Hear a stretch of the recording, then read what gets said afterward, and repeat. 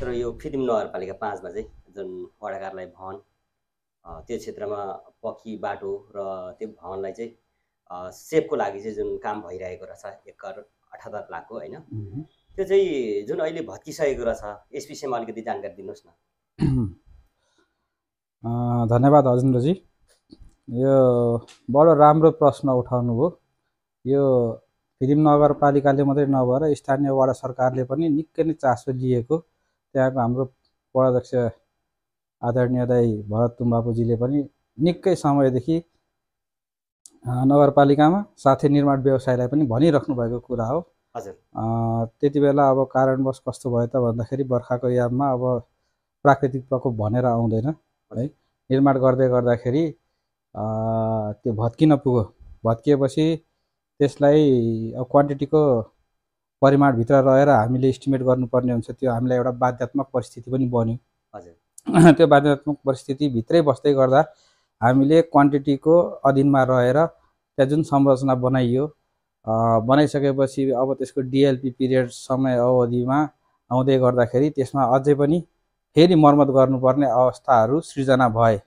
र यो सृजना भइसकेपछि पनि हामीले निर्माण व्यवसायीलाई परिपत्र नगरपालिकाको तर्फबाट डिएलपी समय अवधिभित्रको लागि चाहिँ यहाँहरूले मर्मत समार गर्नुहोस् भनेर परिपत्र पनि गरिसकेका छौँ।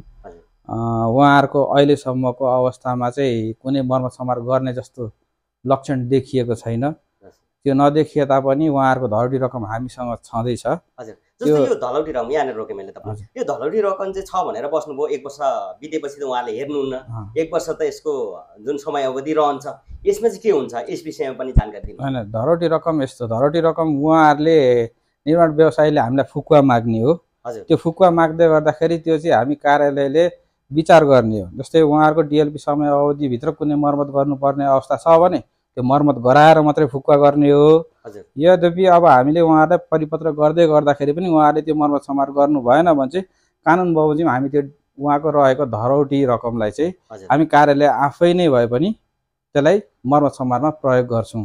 त्यो चाहिँ कानुन सम्मत। यो काम हुन्छ नै या हुँदैन? यो काम हुन्छ। वडा कार्यालय पनि त्यहाँ चाहिँ पानी छिरेर सिसाहरू धेरै संरचना भत्किसकेको छ, यो हामी कसरी बुझौँ? अब गराउन सक्नुहुन्छ या सक्नुहुन्न? यहाँ इन्जिनियर साहब पनि हुनुहुन्छ, यसमा त दुई मात्रै रहेन नि।